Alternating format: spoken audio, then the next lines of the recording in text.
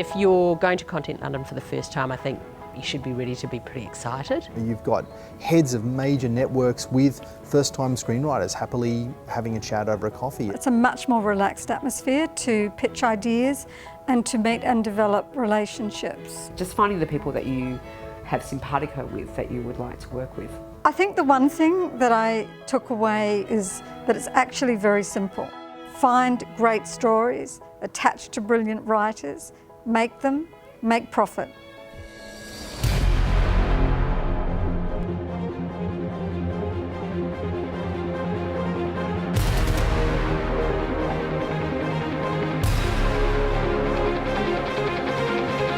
Certainly at C21 there was a clear sense that Australian producers and Australian writers, Australian directors, Australian content and talent was very high on everyone's watch list. Not only are we present, but there's a very active what have you got next. People around the world are prepared to watch drama from anywhere if it's really good drama, and so therefore the buyers are gradually shifting from it has to be US or UK to maybe it can pop up anywhere. There seemed to be a lot of really interesting authored work which was happening in that lower end space, and then there was a lot of really big budget, glossy, amazing high concept shows. What struck me was that a lot of Australian things kind of sit in that middle zone. Finance models are very dominated by the TV networks here, the broadcast networks, and they must have something that works for them, which is fair enough, and it may not be something that sells. So there's quite a division in a way between the types of dramas that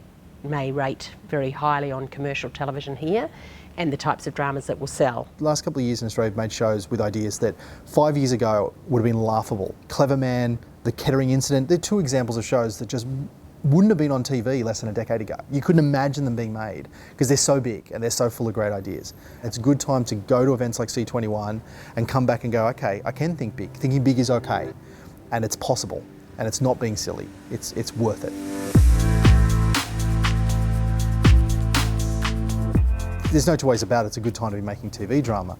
The question is, how many episodes? How big should the projects be? Can budgets continue to go up when we're in sort of $2, $3, $4, $5 million an episode? There was some concern about audiences' willingness to commit to very long drama series, so short is sort of the new black. There's quite a lot of data showing that people who binge on something then want to watch some short shows, which might be a movie or it might be a short mini-series. You're seeing a lot of interest in those kind of shorter run, largely self-contained event series as co-productions. Everybody needs partners now, you know, and there were varying philosophies about how that could be achieved. There are actually investment companies now investing in television, which is outside any model I've worked with. I think everyone's changing their business models all the time, and it's changing from month to month, literally. The most interesting or different model that I heard about when I was there was from the people who made The Night Manager. They didn't do the usual model, which is to give all the rights to the initial broadcaster in return for the entire production budget. So they were able to bankroll, you know, part of it. By doing that, they could fund what was obviously an extremely expensive production with, I think, 2 broadcasters, and then keep the rest of the world intact and sell it themselves. I was reading that it took them 7 years, and it was a remake, to get it right, to write the script and get it right. And I went, that's what it takes. And I think if you're entering global television, you better be prepared for that. Everybody's trying to look for exclusive content in order to, you know, launch their brand. History Channel on Women's Channel, and, you know, all these sort of channels which previously only had factual content, now wanting to have high-end drama as their kind of key plank. The market for remakes has all but disappeared, and what Netflix has proved, Netflix and the other platforms has proved, is that audiences are quite happy to watch things in their original language, whether that's Norwegian or Australian or whatever, and don't need it to be remade. Time's up. There are interesting examples that sort of buck that trend. So you've got something like Criminal Justice that got remade as The Night Of.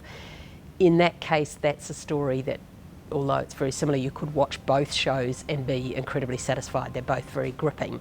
But by and large, people are watching original content in its original language. And for us, I think in Australia, that's really exciting because it's good enough everyone in the world could watch it.